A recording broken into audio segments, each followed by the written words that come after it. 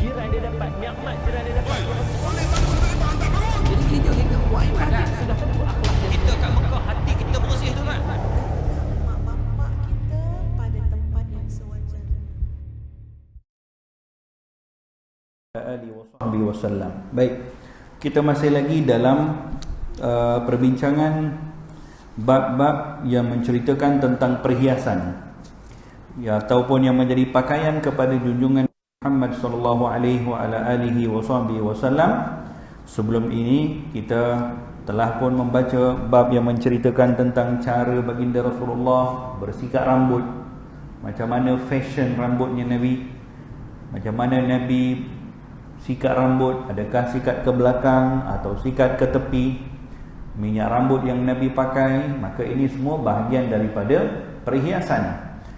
Demikian juga bab yang ke-12 adalah bahagian daripada perhiasan yang diperbolehkan kepada kaum lelaki, iaitu memakai cincin. Hadis-hadis yang akan kita bacakan di sini akan membicarakan beberapa perkara. Yang pertama dari segi apakah material cincin yang dipakai oleh junjungan Nabi Muhammad SAW. Demikian juga berapa banyak cincin yang dipakai oleh Nabi. Nabi pakai cincin pada jari yang mana? Maka semua ini akan dibincangkan dalam bab ini. Dan sebahagian daripada para ulama ada yang mengarang kitab khusus membicarakan tentang masalah hukum hakam di dalam memakai cincin. Yang dibincangkan di situ dari segi apa hukum memakai cincin kepada orang lelaki, kepada orang perempuan. Kemudian dari segi berapa banyak cincin yang dipakai pada jari kanan atau jari kiri. Dan cukup banyak sebetulnya perbincangan tentang bab cincin. Hadis yang pertama daripada Anas bin Malik radhiyallahu anhu, qala kana khatamun nabiy sallallahu alaihi wasallam min wariqin wa kana fassuhu habasyian. Cincin baginda Rasulullah sallallahu alaihi wasallam diperbuat daripada perak dan batu cincinnya adalah daripada Habasyi, yakni daripada batu Atiq yang di asal batu tersebut daripada satu negeri yang namanya Habasyah. Jadi ini adalah dari segi material cincin yang dipakai oleh baginda Rasulullah sallallahu alaihi wasallam. Maka dalam hal ini ulama menyebutkan bahawa membincangkan apakah material cincin yang disunnahkan untuk dipakai. Pertama sekali, kepada orang perempuan diperbolehkan untuk memakai cincin daripada material apapun, baik ianya daripada emas atau perak atau besi dan sebagainya, dan boleh dipakai di mana-mana jari pun dan berapa banyak pun boleh pakai. Ini kepada orang perempuan. Adapun kepada orang lelaki, maka di sini sebetulnya banyak hukum yang patut kita pelajari, khusus di dalam memakai cincin. Kerana kita pakai cincin bukan hanya semata-mata untuk perhiasan. Kita pakai cincin untuk mendapatkan pahala mengikut sunnah Nabi SAW. Kalau dapat nak ikut sunnah Nabi, maka kena tahu macam mana cara Nabi pakai cincin. Jadi ulama bersepakat mengatakan bahawa emas tidak diperbolehkan kepada kaum lelaki dari segi apapun. Dan perak pula adalah cincin yang afdal sekali.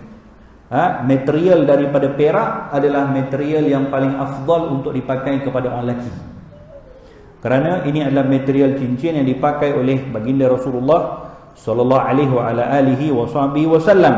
Jadi ini dari segi material yang afdal. Bila sebut afdal, maksudnya yang paling terbaik. Tapi bukanlah bermaksud selain daripada perak tak boleh pakai. Contohnya cincin daripada besi. Contohlah, ada orang bila pakai cincin tapi tak mampu beli cincin perak, dia beli cincin besi. Orang lelaki boleh tak? Harus hukumnya. Harus hukumnya. Yang tak boleh, cincin daripada emas. Selain daripada emas, diperbolehkan. Kalaulah cincin itu daripada disebut swasta. Cincin swasta ni ada perbincangan agak terperinci, iaitu kena tengok bagaimana cara swasta itu dibuat. Kalau swasta itu adalah hanya dia diperbuat daripada perak dan dia hanya salut perak itu dengan emas. Maksudnya cincin perak tapi disaluti dengan warna emas. Itu boleh, tak ada masalah. Tapi yang tak bolehnya ialah material cecair perak itu bercampur dengan cecair emas sehingga menjadi, bila dah siap, menjadi warna agak oranye. Emas sama juga macam suasa, tapi adalah cecairnya tu campuran emas, campuran dan emas yang dicampurkan itu punya nilai. Maksudnya berat emas tu ada nilai, mungkin 3 gram ke, contohlah 1 gram pun dah berapa kan. Jadi ada nilai, 1 gram emas pun ada nilai. Jadi bila berlaku demikian, maka itu tidak diperbolehkan kepada orang lelaki. Yang boleh adalah cincinnya diperbuat daripada perak tetapi disaluti dengan warna emas. Kira-kira warna emas tadi tu kalau diasingkan tidak ada nilai. Itu cincin suasa yang diperbolehkan untuk dipakai kepada kaum lelaki. Baik, ini beberapa perkara perbincangan daripada logam ataupun material yang digunakan ataupun yang boleh digunakan oleh kita orang lelaki khususnya di dalam pemakaian cincin. Kita baca lagi hadis yang kedua. Ani Ibnu Umar radhiyallahu anhuma anna an-nabiy sallallahu alaihi wasallam attakhadha khataman min fiddah fa kana yakhtimu bihi wa la yalbasuhu. Baginda Rasulullah sallallahu alaihi wasallam, kata Sayyidina Umar, sesungguhnya baginda Nabi membuat cincin daripada perak. Baginda sallallahu alaihi wasallam mengecop dengan cincin tersebut dan tidak memakainya. Maksudnya Nabi ada juga beberapa bilangan cincin. Jadi harus kepada kita tidak ada halangan untuk mempunyai lebih daripada satu cincin. Baginda Rasulullah punya cincin yang Nabi pakai dan ada beberapa bentuk cincin pun. Ada cincin yang Nabi pakai, cincin yang diperbuat tapi bukan untuk dipakai. Nabi jarang sekali pakai, hanya digunakan untuk cop. Cop mohor dipanggil. Digunakan untuk cop. Ada yang dipakai, cincin Nabi dipakai ada batu macam ni. Ada yang tak ada batu pun, dia 100% pure perak, tak ada batu langsung. Ada juga cincin Nabi macam tu. Jadi kita akan baca beberapa hadis yang bawah lagi. An Anas bin Malik radhiyallahu anhuma kana khatamun nabiy sallallahu alaihi wasallam min fiddatin fasuhu minhu. Baginda Rasulullah sallallahu alaihi wasallam, cincin Nabi diperbuat daripada perak dan mata cincinnya sebahagian daripada cincin tersebut. Ini yang saya kata tadi. Cincinnya diperbuat daripada perak dan mata cincin, permukaan cincin ni sebahagian daripada perak tu. Maksudnya dia adalah 100% perak, tidak ada batu. Jadi beberapa perbezaan riwayat. Ada yang sebut hadis pertama Nabi punya cincin fasuhu, batunya tu daripada Habsyah, batu aqiq daripada Habsyah. Ada pula yang kata Nabi punya cincin yang digunakan untuk cop. Ada hadis riwayat yang kita baca baru, Nabi punya cincin yang tidak langsung ada batu. Jadi ini menunjukkan baginda Rasulullah pernah mempunyai beberapa jenis cincin. Ada yang punyai batu, ada yang tidak ada batu langsung, terus perak, dan pada permukaannya tertulis kalimah Muhammad Rasulullah. Permukaan cincin tersebut tertulis kalimah Muhammad Rasulullah, seperti hadis yang ke-92, kana naqshu khatami Rasulillah sallallahu alaihi wasallam Muhammadun satrun wa rasulun satrun wallahu satrun. Ukiran cincin baginda Rasulullah sallallahu alaihi wasallam adalah Muhammad satu baris, Rasul satu baris, dan Allah satu baris. Ini dipanggil khatam nubuwah, cincin Nabi. Kalau orang jual zaman sekarang dipakai cincin Nabi. Dan ini ada hadis, ya, bukan satu rekaan.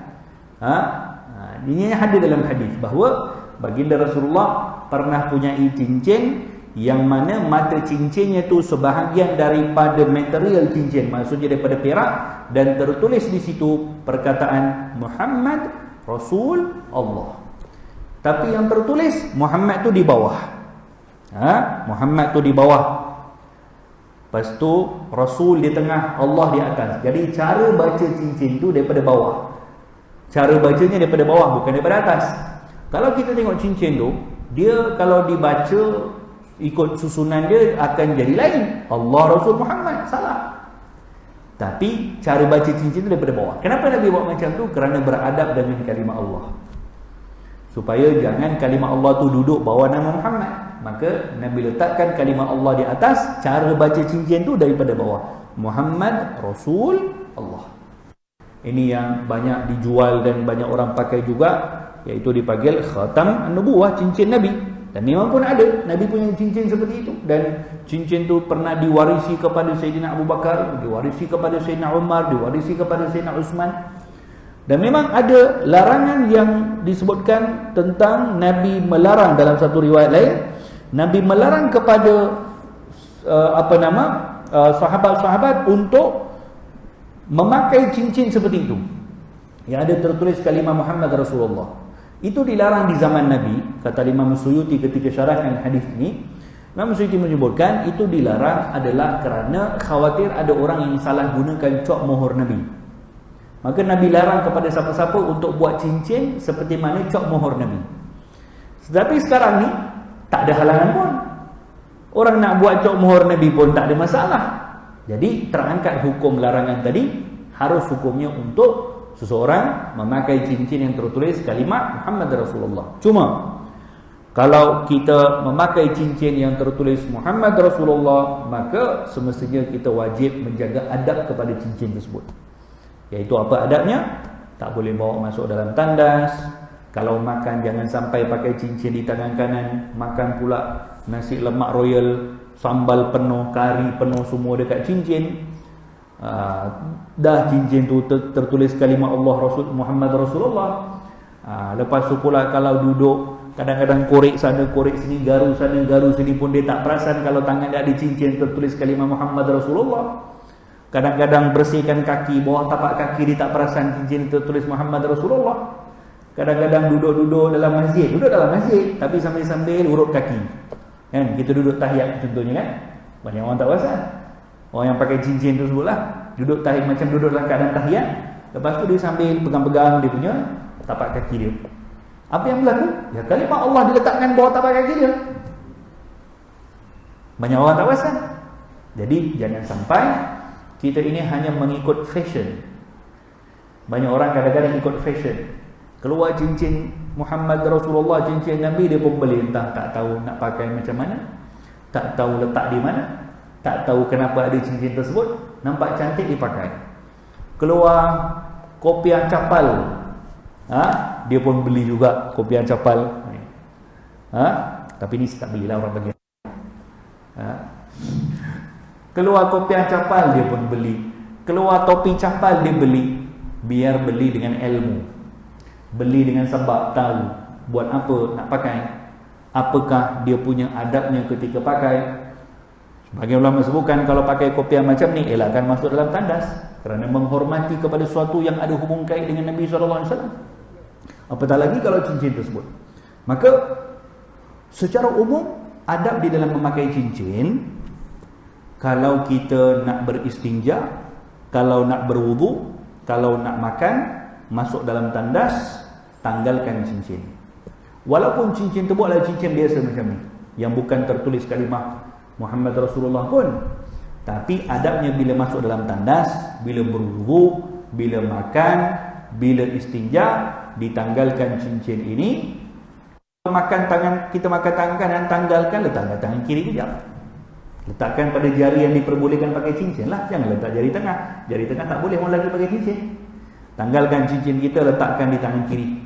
Supaya apa? Supaya kita tadi pakai cincin adalah untuk mengagungkan sunnah Nabi. Ini bahagian daripada sesuatu yang melambangkan kepada kita mengikut sunnah Rasulullah. Maka jangan dikotori dengan kita punya makanan. Maka ditanggalkan ketika makan, tanggalkan cincin daripada tangan kanan, letak di tangan kiri. Kalau nak masuk tandas, tanggalkan juga, letak dalam kocek. Walaupun cincin biasa je. walaupun tak tulis kalimah Muhammad Rasulullah. Ini adab kepada sesuatu yang ada kaitan dengan sunnah Nabi sallallahu alaihi wasallam. Dan niat kita ketika memakai cincin tersebut yang paling pertama sekali adalah untuk mengikut sunnah Rasulullah sallallahu alaihi wasallam, bukan untuk menunjuk-nunjuk kita punya cincin yang mahal. Tak perlu tunjuk pun. Sebab tu Nabi pernah pakai cincin dan Nabi pusingkan batunya macam ni. Nabi pernah pakai cincin dan batunya dipusingkan macam ni. Tak nampak pun. Kerana apa? Kerana cincin yang ada pada Nabi waktu tu lah, batunya sangat cantik. Jadi supaya menjaga pandangan orang yang kata, oh cantiknya cincin Nabi contohnya. Jadi dipusingkan untuk menjaga hati orang lain. Ini akhlak Nabi SAW. Sebab tu ada hadis musalsal bil khatam. Hadis musalsal memakai cincin, dan musalsal tersebut Nabi pakaikan cincin kepada satu orang sahabat dan dipusingkan batunya ke dalam macam ni. Jadi cara meriwayatkan hadis musalsal tu pun macam tu. Satu orang yang nak meriwayatkan hadis musalsal bil khatam, musalsal memakai cincin, dia akan pakaikan cincin tersebut dan dia akan pusingkan supaya batunya duduk dalam macam ni. Ini cara Nabi. Terkadang Nabi pakai juga cincin macam ni. Untuk apa? Untuk memelihara batu ni daripada kotoran, daripada terkena tempat-tempat yang keras, supaya jaga kualiti batu tersebut dan jaga pandangan orang lain. Kerana cincin batu tersebut cantik, nanti kalau orang lain tengok, wow, Nabi punya cincin cantik contohnya. Jadi sekurang-kurangnya tidak menjadikan macam pandangan kita panggil macam tak senang kepada orang lain, maka Nabi buat macam tu. Ini cara Nabi untuk menjaga hati mereka-mereka yang berada sekeliling baginda Rasulullah sallallahu alaihi wasallam. Okey. Hadis yang ke-93. An Qatadah an Anas bin Malik anna an-nabiy sallallahu alaihi wasallam kataba ila Kisra wa Qaisar wan Najashi faqila lahu innahum la yaqbaluna kitaban illa bi khatam fasagha Rasulullah sallallahu alaihi wasallam khataman halqatuhu fiddatun wa nuqisha fihi Muhammadur Rasulullah. Daripada Sayyidina Anas bin Malik, baginda Nabi SAW menulis surat kepada Kisra, iaitu Raja Parsi, Kaisar, Raja Rom, dan kepada An-Najashi, Raja Habsyah. Seseorang memberitahu kepada baginda SAW, mereka tidak akan menerima surat melainkan mempunyai cop cincin. Lalu baginda SAW membuat sebentuk cincin, bulatannya adalah daripada perak, diukir pada cincin tersebut kalimah Muhammad Rasul Allah. Jadi maksud sebenar Nabi buat cincin tersebut adalah untuk menjadi cop mohor baginda Rasulullah SAW. Di antara cara diplomasi Nabi SAW, Nabi juga melakukan hubungan diplomatik dengan pembesar-pembesar, raja-raja yang ada di zaman tersebut. Nabi mengutus surat kepada mereka untuk mengajak mereka masuk Islam. Nabi hantar surat kepada Raja Kisra, Nabi hantar surat kepada Raja Kaisar, Raja Habsyi, Raja Oman, Raja Yaman, Raja Mesir, Raja Bahrain. 6 raja yang Nabi hantar, 9. Lebih kurang 9 raja yang Nabi hantar surat. Raja-raja yang berkuasa di atas muka bumi waktu itu. Lebih kurang 6 atau 9. Setiap surat-surat yang Nabi hantar, Nabi kirimkan sahabat untuk bawa. Ada daripada kalangan raja-raja tersebut, ini semua raja-raja yang berkuasa di atas muka bumi ni.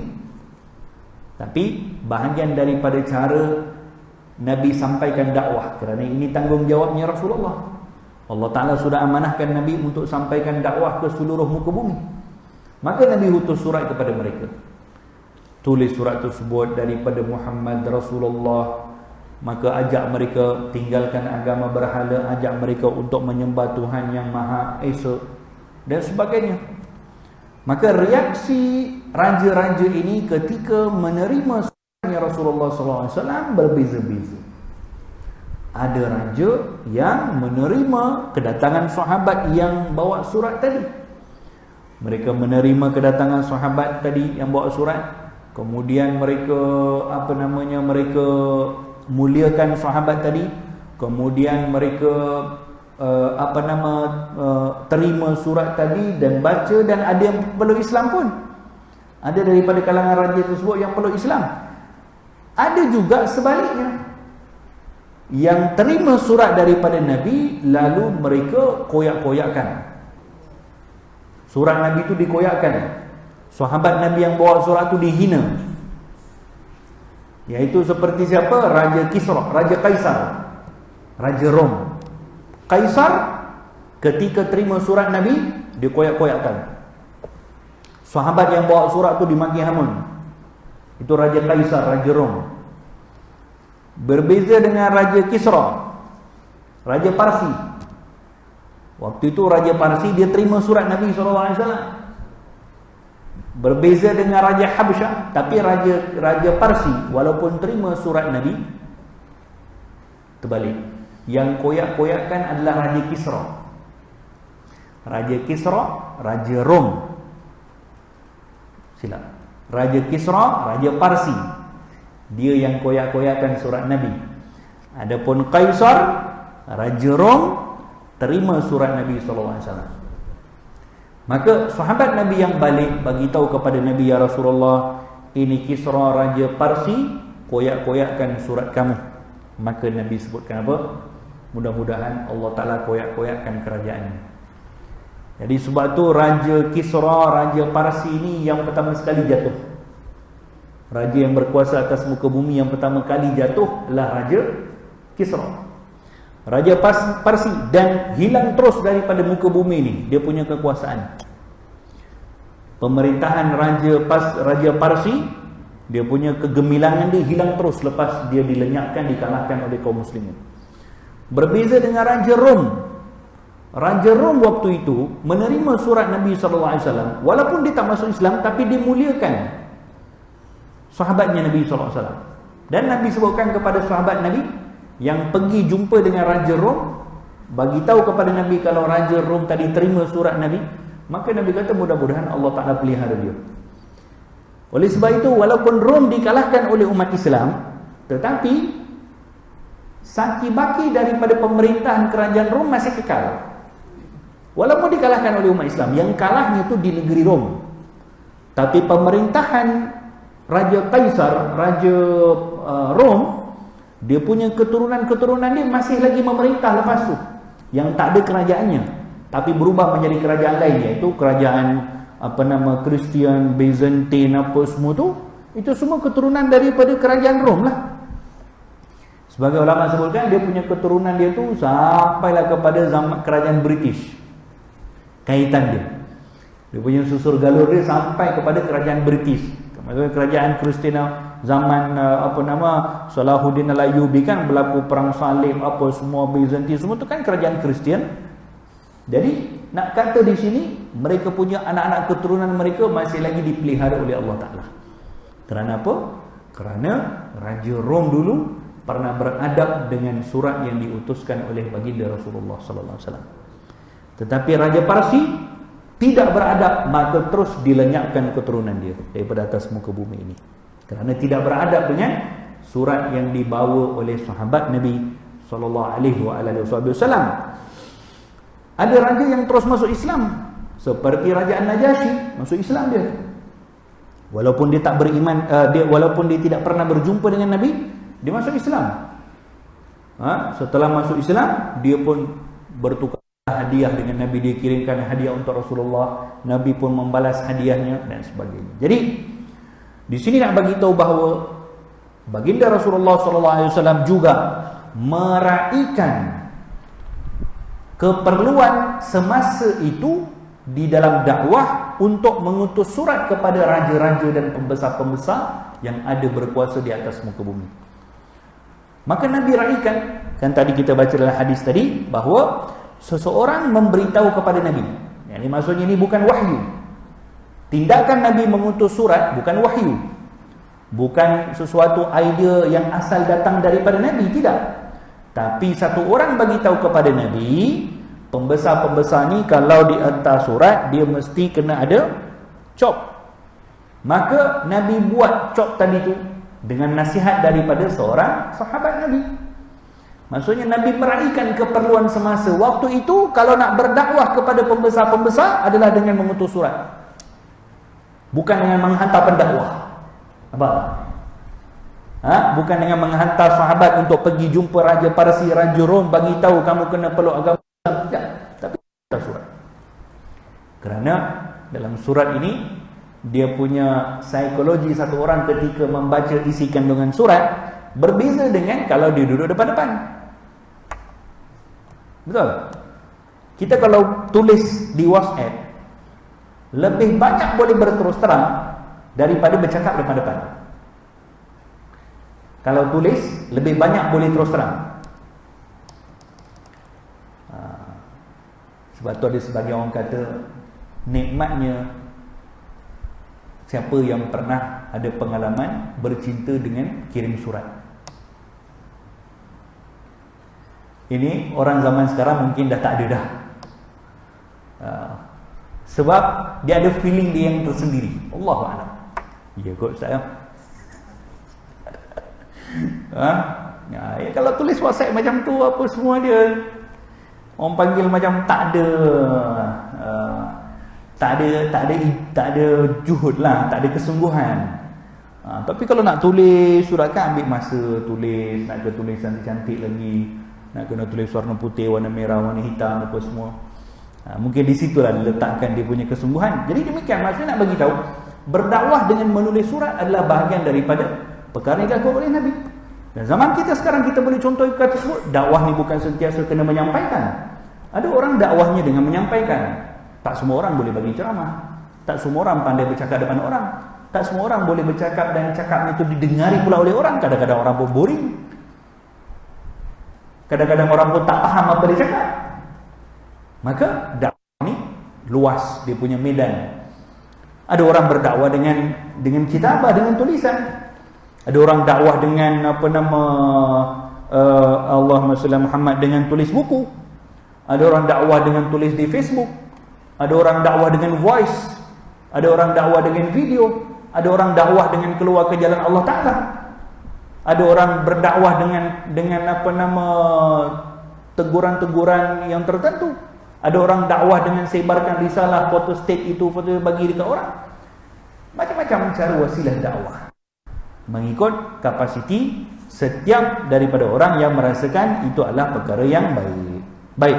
Jadi pengajaran daripada hadis itu juga kita dapat pelajari bahawa menulis kepada seseorang adalah bahagian daripada wasilatul dakwah. Menulis kita boleh terapkanlah pada hari yang saya kata tadi, dalam Facebook, dalam WhatsApp apa semua, itu pun adalah bahagian daripada cara menyampaikan dakwah. Dan ini sudah diawali oleh junjungan besar Nabi Muhammad SAW 1400 tahun dulu. Nabi sudah berdakwah dengan tulisan. Hadis yang ke-94, an Anas bin Malik radhiyallahu anhu anna an-nabiy sallallahu alaihi wasallam kana idza dakhala al-khala naza'a khatamah. Baginda Rasulullah sallallahu alaihi wasallam apabila memasuki tandas, baginda mencabut cincinnya. Jadi sunat hukumnya untuk tanggalkan cincin ketika masuk dalam tandas, dan wajib tanggalkan kalau cincin tersebut adalah cincin yang tertulis perkataan Muhammad Rasulullah. Tapi kalau cincin yang tak ada tertulis macam tu, macam cincin ni, sunat hukumnya ditanggalkan ketika masuk ke dalam tandas. Kerana termasuk juga kalau pakai serban, sunat ditanggalkan ketika masuk ke dalam tandas. Kerana ini bahagian daripada perhiasan yang mengagungkan sunnah Nabi SAW dan tidak baik untuk dipakai ketika masuk ke dalam tandas. Tapi kalau tanggal cincin ketika nak masuk dalam tandas, letak dalam bocil lah, jangan letak dekat luar. Kalau tak letak dekat luar boleh, tapi dengan tambah lagi satu niat sedekah. Niat sedekah. Hadis yang ke-95. An Ibn Umar radhiyallahu anhuma qala ittakhadha Rasulullah sallallahu alaihi wasallam khataman min warqin fa kana fi yadihi thumma kana fi yadi Abi Bakar thumma wa yadi Umar thumma kana fi yadi Uthman hatta waqa'a fi bi'ri Aris naqshuhu Muhammadur Rasulullah. Baginda Rasulullah sallallahu alaihi wasallam membuat cincin daripada perak, cincin itu berada di tangan baginda sallallahu alaihi wasallam, kemudian di tangan Sayyidina Abu Bakar, kemudian di tangan Sayyidina Umar, kemudian di tangan Sayyidina Uthman, sehinggalah cincin tersebut jatuh di Telaga Aris. Cincin itu berukir kalimah Muhammad Rasulullah. Jadi cincin tersebut tersimpan lebih kurang 6 tahun. Ulama sebutkan cincin yang tertulis kalimah Muhammad Rasulullah tersimpan daripada Nabi buat selama 6 tahun. Lepas Nabi wafat diberikan kepada Sayyidina Abu Bakar. Sayyidina Abu Bakar bagi kepada Sayyidina Umar cincin itu. Sayyidina Umar bagi kepada Sayyidina Uthman, dan last kali cincin tersebut hilang di tangan Sayyidina Uthman. Waktu Sayyidina Uthman tengah duduk bersama dengan seorang sahabat di satu telaga namanya Telaga Aris. Telaga Aris yang dimiliki oleh seorang Yahudi di kota Madinah. Kalau sekarang ni tempat Telaga Aris itu betul-betul di depan Masjid Quba. Itu Telaga Aris yang terjatuh cincin Rasulullah. Jadi Sayyidina Uthman duduk belek-belek cincin tersebut, dan sahabat tadi pun minta, dia pun belek-belek, maka daripada tangan Sayyidina Uthman cincin tersebut terjatuh dalam telaga. Cincin Rasulullah terjatuh dalam telaga. Waktu itu Sayyidina Uthman arahkan kepada petugas-petugas yang ada untuk keringkan balik semua telaga tadi, airnya itu dikeluarkan beserta lumpurnya untuk cari cincin, tapi cincin itu tak jumpai. Hilang nanti. Maka selepas daripada hilangnya cincin Rasulullah daripada tangan Sayyidina Uthman, barulah mula berlaku banyak masalah pada zamannya Sayyidina Uthman. Banyak berlaku fitnah selepas hilangnya cincin Rasulullah sallallahu alaihi wasallam daripada tangan Sayyidina Uthman. Banyak berlaku pertelingkahan di kalangan kaum muslimin, sehingga akhirnya mengorbankan Sayyidina Uthman bin Affan radhiyallahu anhu wa arda. Jadi katakan Sayyidina Uthman arahkan untuk cedok keluarkan balik air Telaga Aris itu selama 2 hari. Selama 2 hari para sahabat disuruh untuk keluarkan air itu sampai kering telaga itu, dengan lumpur-lumpurnya pun dikeluarkan, semata-mata untuk mencari cincin Rasulullah yang hilang, tapi akhirnya tak dijumpai. Maksudnya takdir memang dah disitulah hilangnya cincin Nabi sallallahu alaihi wa ala alihi wa sahbihi wasallam. Bab yang ke-13, bab ma jaa fi anna Nabi sallallahu alaihi wasallam kana yatakhattamu fi yaminihi. Bab yang menceritakan tentang baginda Nabi SAW memakai cincin di tangan kanan. Hadis yang pertama, Ali bin Abi Talib, anna Nabi SAW kana yalbasu khatamahu fi yaminih. Baginda Rasulullah SAW memakai cincin di jari tangan kanannya. Demikian hadis yang lain semuanya berulang sampailah hadis yang ke-102. Hadis yang ke-102 ni bernama anna Nabi sallallahu alaihi wasallam ittakhadha khataman min fiddatin wa ja'ala fasahu mimma yali kaffahu wa naqasha fihi Muhammadur Rasulullah wa naha an yanqusha ahadun alaihi wa huwa alladhi saqata min mu'ayqib fi bi'ri Aris. Baginda Nabi sallallahu alaihi wasallam membuat cincin daripada perak. Baginda sallallahu alaihi wasallam menghadapkan batu cincin itu ke telapak tangannya. Baginda sallallahu alaihi wasallam mengukirkan kalimah Muhammad Rasulullah di batu cincinnya dan melarang siapa saja mengukir kalimah seperti itu. Ini yang saya kata tadi. Nabi larang untuk siapa pun mengukir cincinnya dengan tulis Muhammad Rasulullah supaya tidak disalahgunakan. Tapi selepas daripada kewafatan Nabi, maka diperbolehkan kerana tak ada guna pun kalau dilarang. Larang tadi supaya jangan salah guna. Cincin itulah yang jatuh dari tangan Mu'ayqib, suatu orang sahabat yang saya kata duduk dengan Sayyidina Uthman. Waktu dia nak tengok cincin tersebut daripada tangan Sayyidina Uthman, maka terjatuh ke dalam Telaga Aris. Jadi baginda Rasulullah SAW memakai cincin khatamahu fi yaminih, Nabi pakai pada tangan kanan. Baik, apakah jari yang disunnatkan? Nak pakai di tangan kanan sahaja ke, atau boleh ke pakai di tangan kiri? Dan ini satu perbincangan yang telah disebutkan oleh para ulama di dalam kitab. Kita lihat dalam mazhab Imam Syafi'i, yang pertama sekali asasnya ialah bagi wanita tiada tempat khusus untuk dipakai cincin. Boleh pakai di mana-mana jari, mana-mana tangan kanan boleh, tangan kiri boleh. Nak pakai 10 cincin pun boleh. Tak cukup 10 cincin dekat jari, nak pakai 10 cincin dekat kaki pun boleh. Ini buang tebiak lah nama dia. Ini bagi orang perempuan. Nak pakai emas boleh, perak boleh, apa pun boleh. Tapi bagi orang lelaki, bagi orang lelaki harus untuk dipakai cincin pada jari kelingking kanan atau kiri. Dua jari ini yang harus. Saya sebutkan yang harus dulu. Maksudnya paling kurang hukum yang harus kepada orang lelaki untuk pakai cincin pada dua jari ini, dan dua jari kelingking dan manis pada kanan dan kelingking dan manis pada kiri. Ini yang diperbolehkan kepada orang lelaki. Maksudnya 3 jari ini tak diperbolehkan. 3 jari ini tidak diperbolehkan dalam mazhab kita, mazhab Imam Syafi'i, tak boleh kepada orang lelaki untuk pakai cincin. Yang boleh 2 jari ini. Ini harus. Yang pertama harus. Mana yang lebih afdal? Afdal pakai cincin adalah di jari, sama ada 2 jari ini pada tangan kanan. Dan yang paling mu'tamad, pendapat yang paling kuat dalam mazhab, afdal sekali untuk pakai cincin adalah pada jari kelingking. Saya tak pakai kelingking sebab cincin besar. Ini yang paling afdal. Yang paling afdal untuk pakai cincin kepada orang lelaki adalah pakai pada jari kelingking kanan. Dan satu saja cincinnya. Satu saja cincin. Jadi ini yang paling afdal. Baik, kemudian dari segi bilangan cincin, berapa banyak bilangan yang diperbolehkan cincin kepada orang lelaki? Dalam mazhab kita yang diperbolehkan untuk memakai cincin maksimum adalah 2 bentuk cincin pada satu masa. Di mana satu cincin pada tangan kanan, satu cincin pada tangan kiri. Ini yang harus. Tak boleh lebih daripada 2 pada satu masa. 2 pun, satu di tangan kanan, satu di tangan kiri. Tangan kanan tu tak kira lah, sama ada antara 2 jari ni lah. Sama ada pakai jari manis atau jari kelingking. Satu pakai dekat sini, satu lagi pakai dekat sini contoh. Satu tangan kanan, satu tangan kiri. Ini harus hukumnya. Makruh untuk pakai 2 cincin pada satu tangan. Makruh hukum dia. Maksud pemakruh, walaupun 2 jari ini diperbolehkan, tapi 2 jari ini dipakai cincin. Jari kelingking pakai, jari manis pakai. Makruh hukum dia.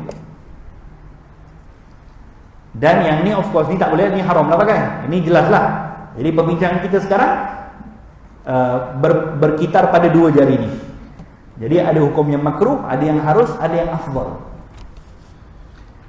Kemudian kalau tak mampu pakai jari kelingking kanan, yang paling afdal, pakailah pada jari manis. Yang kedua afdal. Kalau tak mampu pakai pada jari manis, pakailah pada jari kelingking kiri atau jari manis kiri. Ini dia punya prioriti dalam memakai cincin. Boleh?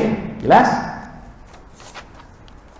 Pada memakai cincin tangan kiri, kita boleh lihat apa yang dilakukan oleh sahabat Nabi. Hadis yang ke-103. Kana al-Hasan wal Husain yatakhattamani fi yasarihima. Sayyidina Hasan dan Sayyidina Husain memakai cincin di jari tangan kiri mereka. Maksudnya perbuatan sahabat Nabi Sayyidina Hasan dan Sayyidina Husain, cucu baginda Rasulullah SAW, menunjukkan perbuatan tersebut adalah seperti mana yang mereka dapat daripada baginda Rasulullah SAW. Jadi itu beberapa hukum berkaitan tentang sekitar masalah memakai cincin, dari segi bilangan cincin tersebut, dari segi nak pakai di jari mana, nak pusingkan batu ke dalam dan sebagainya. Boleh tak pakai 2 cincin? Ada orang kadang-kadang pakai penuh cincin macam Pak Dukun macam tu kan. Itu dielakkan. 3 jari ni tak boleh pakai. Kalau ada, tegur. Kalau ada yang pakai jari tengah, ditegur. Tak boleh pakai 3 jari ni tak boleh dipakai. Itu kepada orang lelaki lah. Pada orang perempuan tak ada masalah. Pakai berapa banyak pun tidak ada halangan. Dosa lah.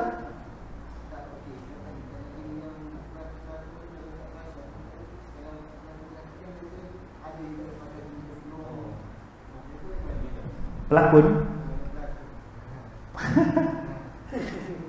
pelakon pakai, kita nak buat apa? Kita tegur lah. Kita bagi tahu hukumnya adalah demikian. Kepada orang lelaki dilarang untuk memakai cincin pada 3 jari tersebut. Kepada orang lelaki dilarang. Adapun kepada orang perempuan, macam yang saya bagi tahu, terpulang. Assalamualaikum.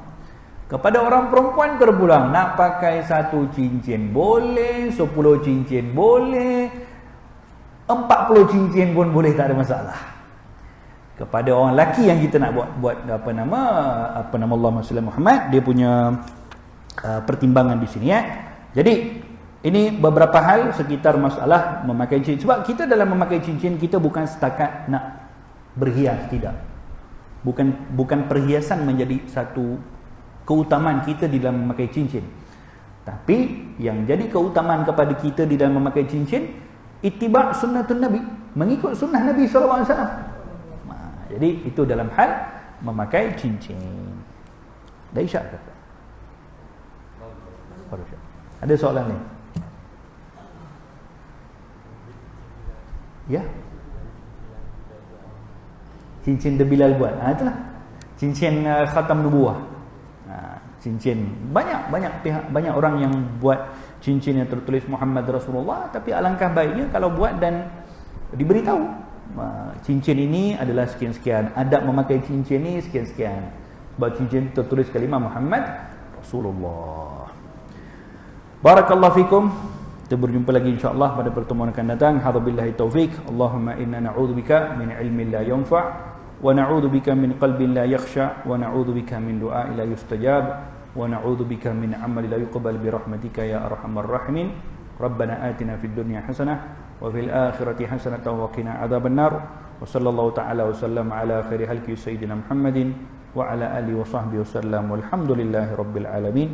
Wassalamu alaikum warahmatullahi wabarakatuh.